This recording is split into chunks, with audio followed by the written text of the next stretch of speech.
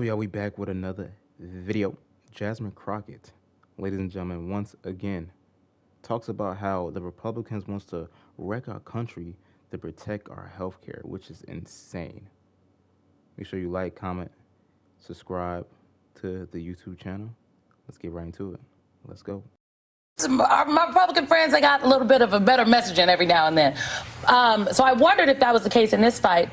And as I've been paying attention, it strikes me that on one side you have the Democrats saying, look, the healthcare situation in this country is about to become very untenable if we do not do something. So we have to take a stand here, and we're not just going to tell the voters it's so bad, you got to give us a gavel back in November, next midterms. We're going to do something now. And then you got the Republicans saying, well, the Democrats are holding the government hostage, and they want to give health care to undocumented folks. And by the way, since they want to play games, we're going to fire a bunch of people, not just furlough them. And I just kind of feel like the argument that the Democrats are making, one, makes more sense to me as a voter, but two, is more humane. And it really feels like the Republicans are playing games on this. And I don't think health care is a game. It shouldn't be a game, but clearly they have decided to make it a game. And it's interesting that you bring up the retaliation. The Republican response to us allegedly holding the government hostage is to go out and hurt the people, the very people that are serving our country and serving our constituents. This tells you who it is that they are fighting for. They didn't say they were going to hurt the billionaires. They said they were going to hurt the very people that make this government go. And honestly, I don't think they need a shutdown as an excuse to hurt them, because we've seen the illegal firings and the illegal rifts, and we've seen all the court cases, and we've seen them have to go back because they're idiots and don't know who they're firing. And then they're like, oh, never mind, I may need you back. So, you know, this is just another excuse for them to do the very inhumane things that they want to do. I mean, we finally have a chance at a very clear message here.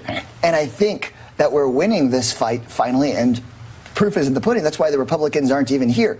The message is just health care over billionaires. There's two bills. The Republican bill that says they're going to give tax breaks to billionaires and kick 15 million people off their health care, jack up health care costs for tens of millions more people. And then the Democratic proposal, which is let's keep your health care and fight for the American people and open up the government.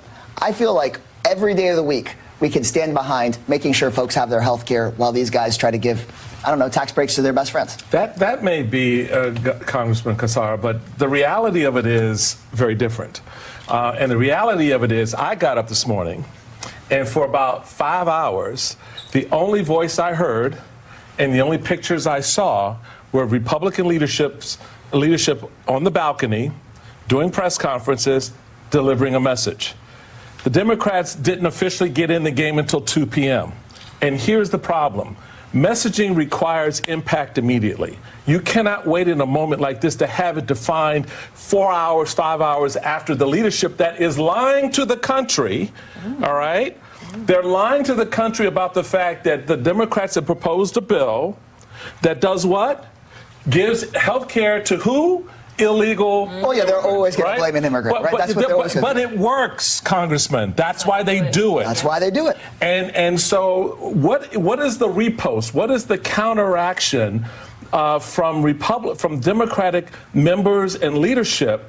Why do you allow them to hold such strong, I guess, grip on the American psyche when it comes to these types of issues? I think we have to not cave to it. I think that's the answer, because if we stand strong and we show our real confidence in the truth, right, they're on the flimsiest of lies, which is the lie that Trump always goes to, go blame an immigrant. And if we give in to that, then we are beefing up, we're giving that gas. But if we stay strong and stay strong with the truth, which is our proposal is to keep tens of millions of people on their health care and lower costs, and we stay confident in that, that lie eventually, flimsily, has to fall apart.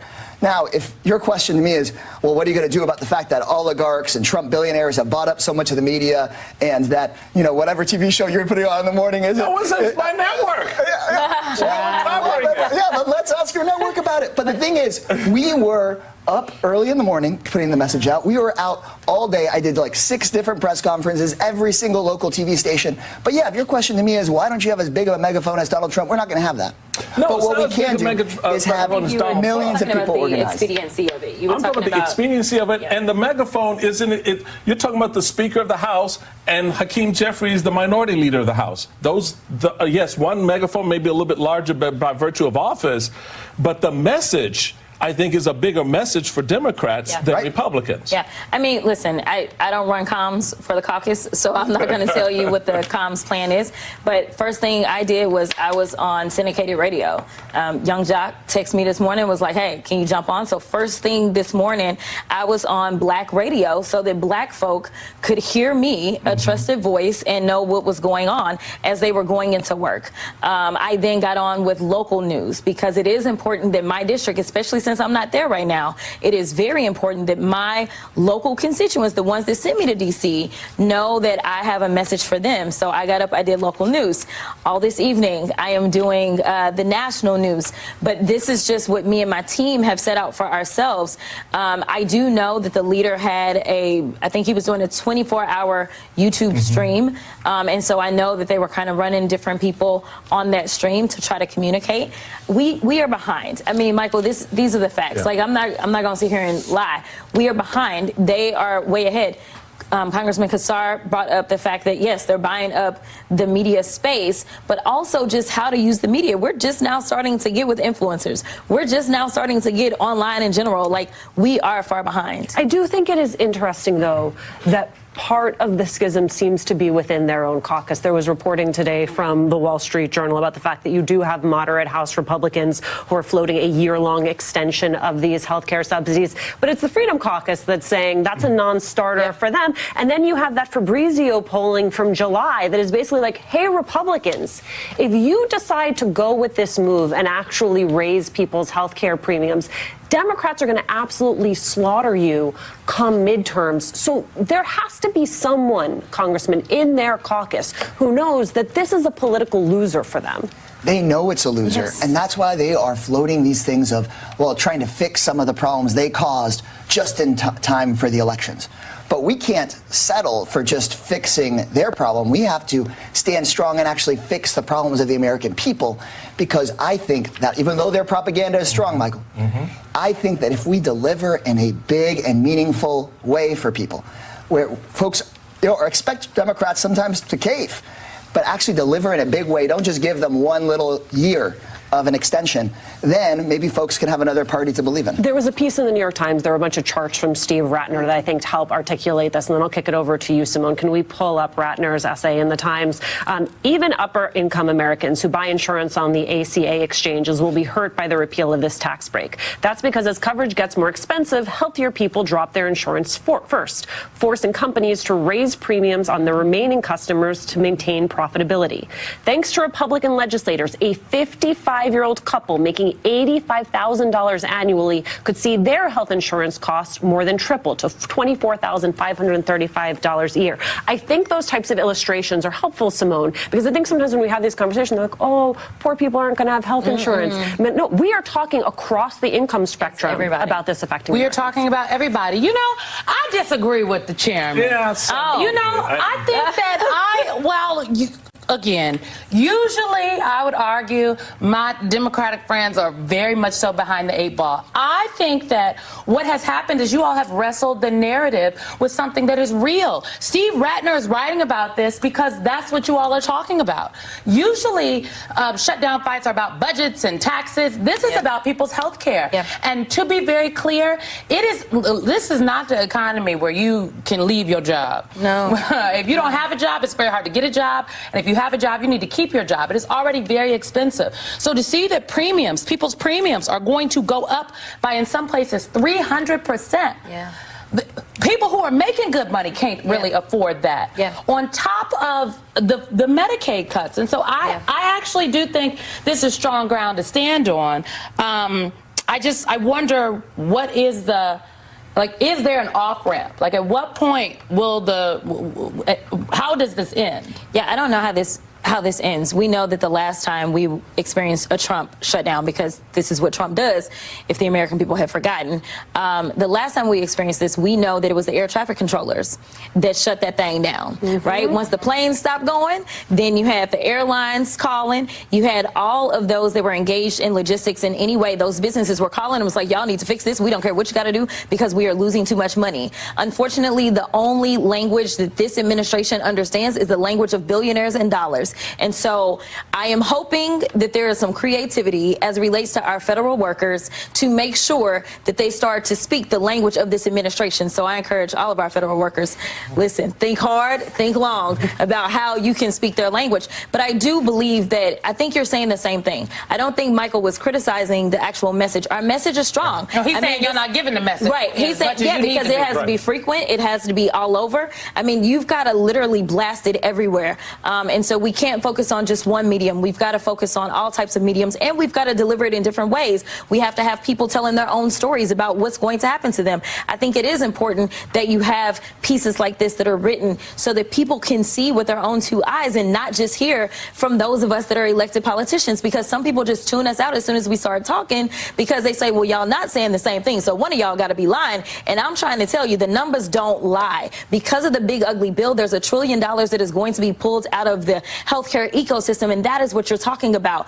There are people that want to say, well, if it ain't got nothing to do with me, it ain't my problem. If it ain't Medicaid or Medicare and I'm not on it, then it's not my problem. It is your problem, because you may not have that specialist to go to. You may not have that hospital to go to, or the cost for you to go to that hospital or that doctor is going to go up simply because now there's not as much money coming in to pay to make sure that the lights stay on at that hospital. And that's what we've got to do, is make sure that everybody knows that this impacts every single one of us. And to that point, you had Congressman Cassar, you had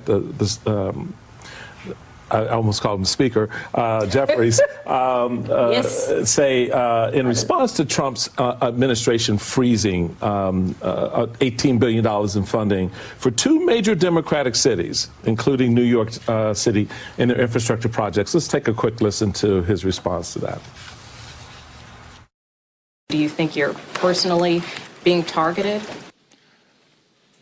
The Trump administration is targeting the jobs, thousands of jobs of hard-working Americans, working-class Americans, and blue-collar Americans who are going to lose the ability to work at the 2nd Avenue subway site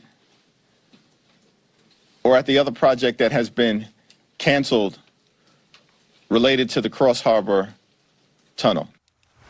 I'd say they canceled these projects, Congressman, because of DEI, but don't even get me started on that because that's a whole nother show. But it goes to the heart of what you said, delivering in a big way. When we deliver in a big way, my question is, in the face of what Leader Jeffries put on the table, which is truth, what Simone laid out and what the Congresswoman just said about how this will impact real people, 2 weeks from now, if we're still into this, what's the conversation to the American people in terms of making that delivery in a big way for them? Because at that point, a whole lot of people are going to be hurting real hard. Right. Donald Trump wants us to be talking about the subway project that he canceled. Donald Trump wants to be talking about how he's picking a fight with Chuck Schumer or Hakeem Jeffries.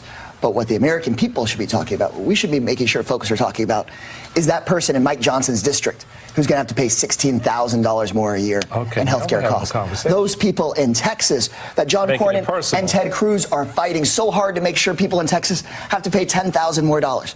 And why? When people say, on God's green earth, why do I have to pay $10,000 I don't have? It's because they are so committed to tax breaks for the richest people on earth. That's the only reason why. That's the conversation we need to make sure we're having. Because those are the people being targeted, not Hakeem, not me, not Jasmine. Okay, but what is the corollary then for Russell Vogt trying in the middle of a government shutdown without any actual legal authority to fire federal employees? He wants to intimidate us. Do you think that's it? Or do you think and it's also what he's always wanted to do. Correct. Yeah, Correct. that part. And he'll come up with any excuse to do it. Because I think if you make it about federal employees, well, I may be very sympathetic to them. I think it is about the services they provide and how folks are impacted, and also about the fact that this is government overreach. I have to go to break, but I want final thought. No, I agree with you. This is about our constituents, if we keep our constituents at the center of it, then I think that we win. When we talk about the fact that the VA is going to have problems delivering services, when you talk about Social Security Administration is going to have problems delivering services. Because the people at Social Security on contract work that answer the phones, and the contract workers are not federal workers. They are not furloughed. They are just gone and not getting paid.